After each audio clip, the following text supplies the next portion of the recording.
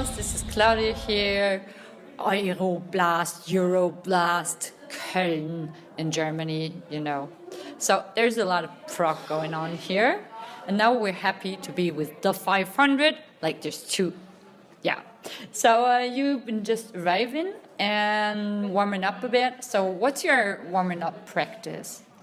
For me, it won't start until about sort of an hour before we go on. Mm-hmm. So I'll probably just take some tea, go sit in the van, do some scales, do some singing along, just do some screams. Mm-hmm. Just warm. Yeah, just get as warm as I possibly can to hit the stage. Yeah. Mm-hmm. And what's your warming up program?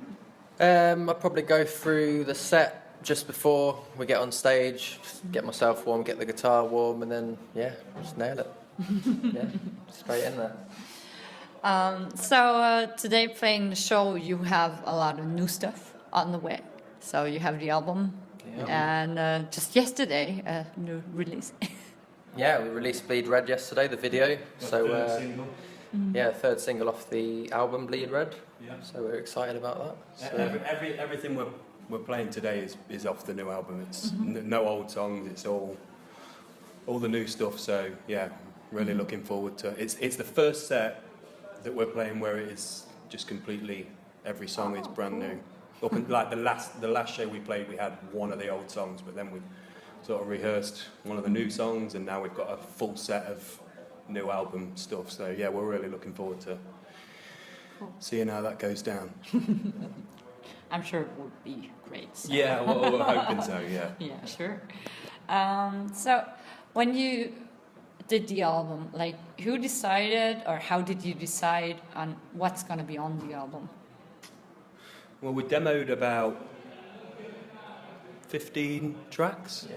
Mm-hmm. We demoed about 15 tracks, and then we sent them to Justin Hill, and we kind of back and forth, this song, not that song, this song, maybe not that song, whittled it down to sort of like 11 tracks or something like that, and then we got in there, and just realised that we'd pick the best sort of demos, and just work from there, basically.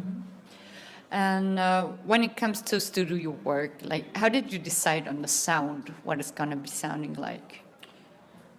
That's a tricky one. So as in the types of songs you mean, or the guitar sounds? Or? Both. Okay. So I think we wanted something that, evolved from our older sound. So before we were very, it was heavy, it was proper metal. We had a little bit of singing, but we wanted more singing, we wanted more melody, we wanted to attract more fans, I guess. So that was definitely more of a focus with this album. We wanted to, just attract more people. We want more people coming to our shows, play the bigger stages. So, I think that's where that came from, really. And so what are the lyrics talking about? Sure. They're all different for every song. The thing is, I think all of our songs have got like sort of personal meanings for each of us.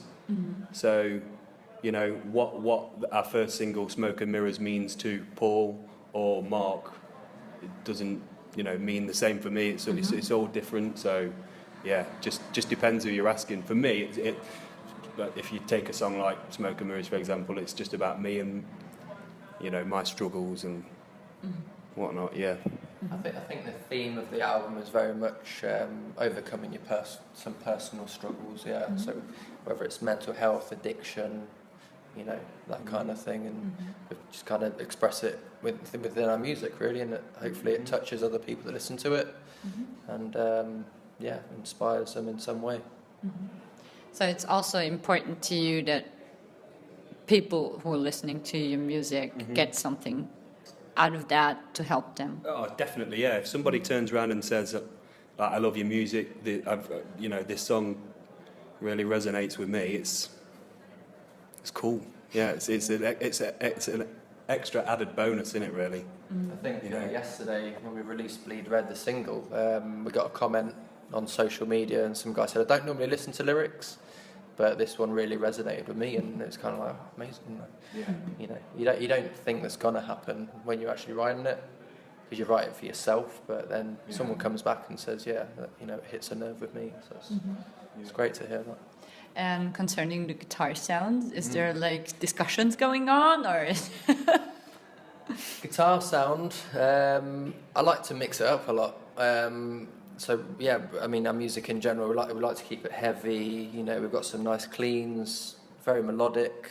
You know, again with the vocals, there's clean, there's dirty growls. So try to do a similar sort of thing with the guitar. You know, I don't like to just be on stage playing very simple things. So I like to mix it up with lead work and just keep it interesting. Certainly, when I see bands, I prefer seeing a band where they're mixing it up, and you know, it's interesting to watch live. So I do the same. So some people keep tap dancing on on the stage. What is your way of switching sounds live? At the minute, it is a bit of tap dancing. Yeah, I'd like it all to be MIDI at some point, so I can thrash around the stage a bit more and jump off stuff. You know. Get rid of the cable. Yeah. No, we're wireless, but I still have to change from clean to solo boost and all that. So it'd be nice to get rid of that. That's the next goal, definitely. Yeah, it's a lot of work. Yeah, especially when you're moshing and then you get up and you're dizzy and you're like... That's all show. Yeah. Sure.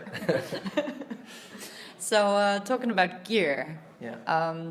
Are you somebody who sticks to some special gear, or you switch around a lot?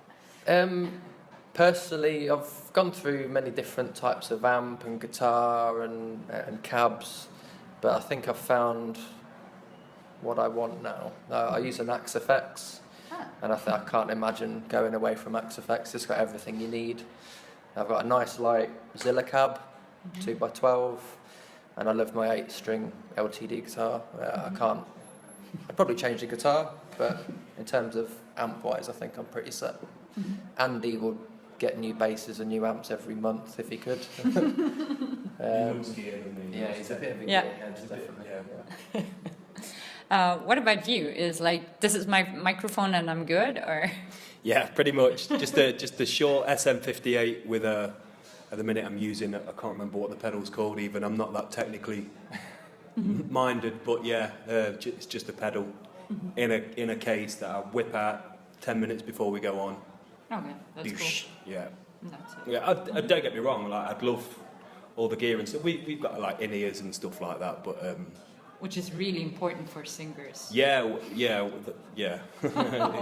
Definitely, So otherwise... you can hear something. Yeah, if that goes down, I go down, so...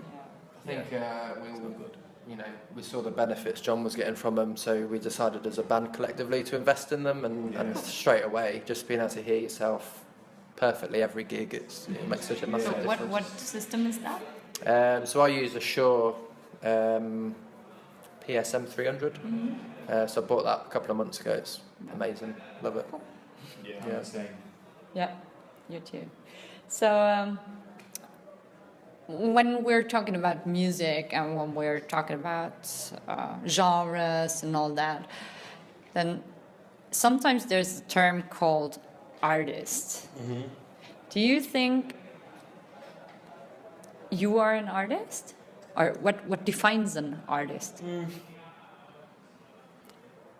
I guess it is an art, isn't it? So I guess so. Yeah. We're yeah. Why not? Yeah. That's a tricky question. Yeah. That's one I would like to have seen beforehand. I mean, I guess you think of an artist as someone that creates something, and we're not just going into a studio and just writing something. We're trying to create something that not just resonates with, like I say, the personal struggles that we've gone through, lyrically, but we want it to resonate with other people, and we want people to feel something from it. It's not connection. it's not just something you listen to; it's something that you feel, and it feels more tangible. It creates an emotion. I think that's what true art is. It's something that creates an emotion, definitely. So, emotion-wise, what kind of emotions are there on the album that you go through? Like, Well, I think a lot of it comes through John's vocals, to be honest. You know, you listen to the chorus in Smoke and Mirrors, it's quite a powerful, singy vocal. And you go to something like Oblivion, it's probably the polar opposite.